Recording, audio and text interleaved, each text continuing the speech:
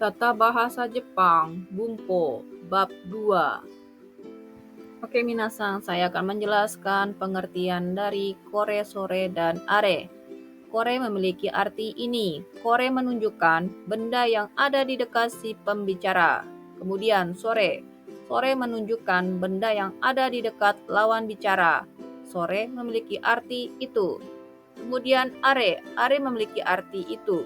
Are menunjukkan benda yang ada jauh dari si pembicara dan lawan bicara. Kore, sore, dan are digunakan untuk menunjukkan suatu benda. Berfungsi sebagai kata benda. Setelah kore, sore, dan are adalah partikel wa. Contoh, kore wa hong desu, ini buku. Sore wa hong desu, itu buku. Are wa hong desu, itu buku. Ya, minasan, pasti kalian masih bingung antara sore dan are. Di slide berikutnya, saya akan mengilustrasikan penggunaan sore dan are. Kemudian setelah kore, sore, dan are, ada juga kono, sono, dan ano. Kono, sono, dan ano memiliki arti yang sama dengan kore, sore, dan are. Kono menerangkan benda atau orang yang ada di dekat si pembicara, memiliki arti ini. Kemudian sono menerangkan benda atau orang yang ada di dekat lawan bicara, memiliki arti itu. Ano menerangkan benda atau orang yang ada jauh dari si pembicara dan lawan bicara, memiliki arti itu. Kono, sono, dan ano tidak bisa berdiri sendiri secara tunggal seperti kore, sore, are. Berfungsi untuk menerangkan suatu benda. Kemudian diletakkan di depan benda yang diterangkan. Contoh, kono hong wa watashi no desu, buku ini milikku. Sono hong wa watashi no desu, buku itu milikku.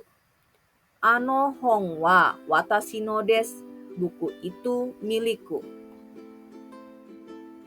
Oke minasan, apa perbedaan antara kore, sore, are dengan kono, sono, ano?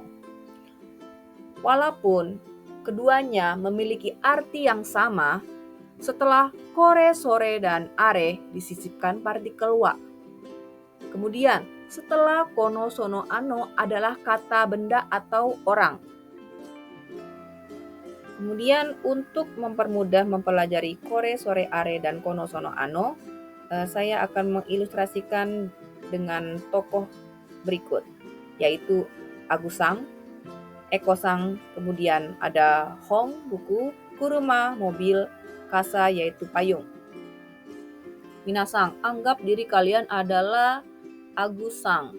Agusang sedang memegang beberapa buku, dan di hadapan Agusang ada Ekosang dengan sebuah payung, dan jauh dari antara Ekosang dan Agusang ada sebuah mobil.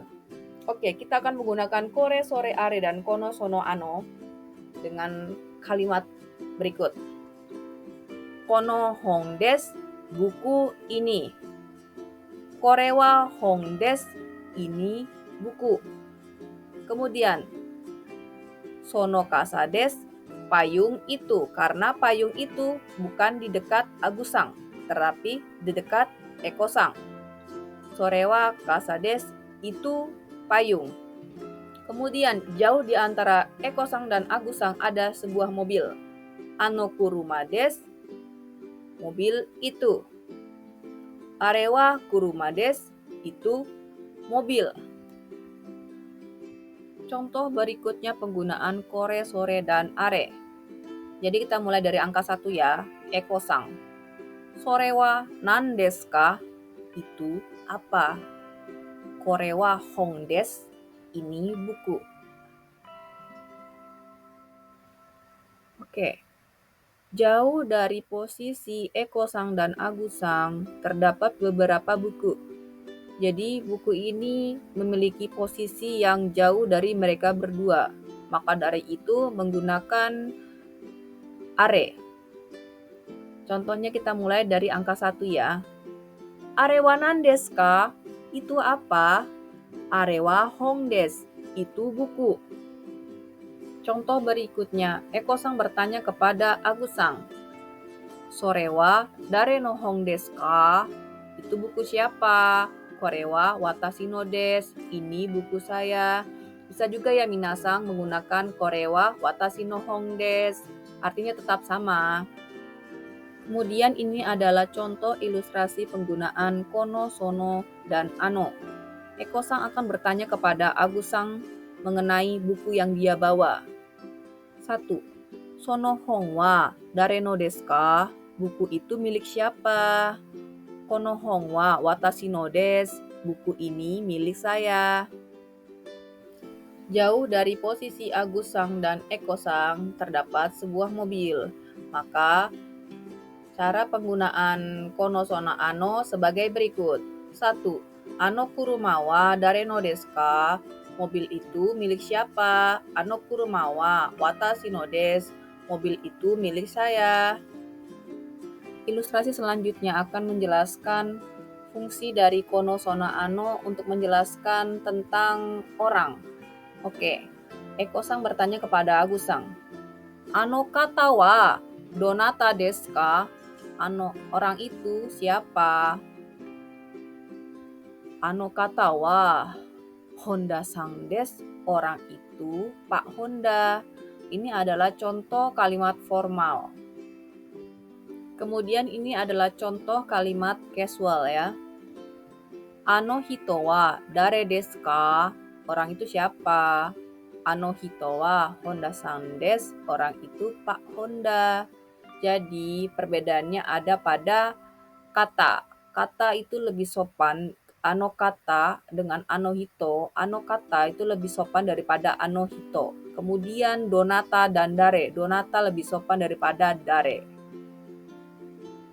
Minasang, ini adalah kumpulan kotoba atau kosakata pada bab 2. Jadi minasang untuk mempermudah belajar bumpo atau pola kalimat, sebaiknya menghafal kosakata terlebih dahulu untuk mempermudah mempelajari pola kalimat.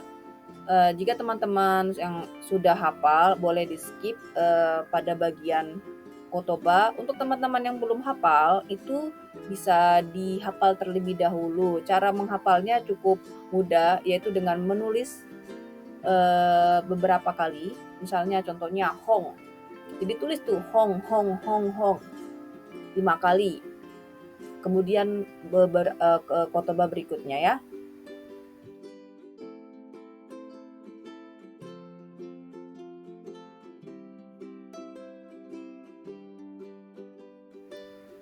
Kemudian kita akan mempelajari tentang so des dan chigaimasu.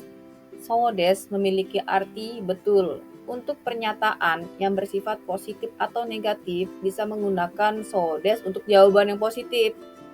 Kemudian untuk jawaban yang negatif maka menggunakan chigaimasu sebagai jawabannya. Chigaimasu memiliki arti bukan, salah atau tidak. Untuk mempermudah pemahaman, kita akan membuat contoh kalimat. 1. Sorewa jisho desu ka? Apakah itu kamus? Hai, so desu. Ya, benar. Sorewa jisho desu ka? Apakah itu kamus? Iie, chigaimasu. Bukan. Sorewa jisho desu ka? Apakah itu kamus? Iie, techo desu. Bukan. Ini buku agenda atau bukan buku agenda. Oke, pola kalimat berikutnya yaitu titik-titik K dan titik-titik K. Jadi titik-titik ini diisi oleh kata benda ya. Oke. Kalimat tanya dengan 2 pilihan. Untuk jawaban dari kalimat tanya ini tidak perlu menggunakan hai atau iye. Tinggal menjawab dengan pilihan yang ditanyakan oleh si pembicara. Oke, selanjutnya Reibun, contoh kalimat. Ano hito wa Eko-sang desu ka? Agus-sang desu ka? Orang itu apakah Pak Eko atau Pak Agus? Jawabannya Agus-sang desu, Pak Agus. Kemudian sore wa zashi desu ka? Hong desu ka? itu apakah majalah atau buku? Korewa zashi desu, ini majalah. Oke, kita akan belajar tentang partikel no. Rumusnya, kata benda 1 plus partikel no plus kata benda 2. Pada pelajaran sebelumnya, kita telah belajar tentang partikel no, yaitu kata benda 1 menerangkan kata benda 2 atau kata benda 2 merupakan bagian dari kata benda 1. Contoh kalimat, Siloam no shain desu, UGM no gakusei desu. Pada pelajaran kali ini, kita akan belajar penggunaan partikel no sebagai berikut. Rumus partikel no kali ini sama dengan seperti rumus partikel no sebelumnya, yaitu kata benda 1 plus partikel no plus kata benda 2. Kata benda 1 menerangkan sesuatu dari kata benda 2, seperti jenis, sifat, ciri, waktu, tempat, dan lain-lain. 1. Korewa Komputa no hong desu. Ini buku komputer. 2. Sorewa nihon no kuruma desu. Itu mobil Jepang. 3. Korewa nihongo no jisho desu. Ini kamus berbahasa Jepang. Kemudian penggunaan partikel no yang lain. Kata benda 1 menyatakan pemilik kata benda 2. 1. Arewa watashi no chokoreto desu. Itu coklatku atau itu coklat milikku. 2. Sorewa Agus-san no kamera desu. Itu kamera milik Pak Agus. 3. Kono komputa wa Eko-san no desu. Komputer ini milik Pak Eko. 4. Sorewa watashi no desu. Itu milikku. 5. Korewa Eko-san no nihongo no hon desu. Ini buku bahasa Jepangnya Pak Eko. Kemudian belajar membuat kalimat tanya dengan partikel no. Kepemilikan. 1. Arewa dare no kabang desu ka? Itu tas milik siapa? Arewa Agus-san no kabang desu. Itu tas milik Pak Agus. 2. Kono jisho wa anata no desu ka? Apakah kamus ini milikmu? Hai, so desu atau iye, chigaimasu. Iya, benar. Bukan. Kemudian 3. Eko-san wa UGM no gakusei desu ka? Apakah Pak Eko mahasiswa UGM? Hai, so desu. Iye, chigaimasu. Iya, benar. Bukan. Selanjutnya kita akan belajar tentang so desu ka. So desu ka digunakan ketika sedang berbicara dengan seseorang dan mendapatkan informasi baru dari orang tersebut. Dengan menjawab dengan so desu ka, berarti kita paham dengan yang disampaikan orang tersebut. So desu ka diucapkan dengan intonasi menurun. So desu ka. Kita akan membuat contoh kalimat penggunaan so desu ka. 1. Eko-san akan bertanya kepada Agus-san. Sono hon wa anata no desu ka? Apakah buku itu milikmu? Iye, chigaimasu. Jenny-san no desu.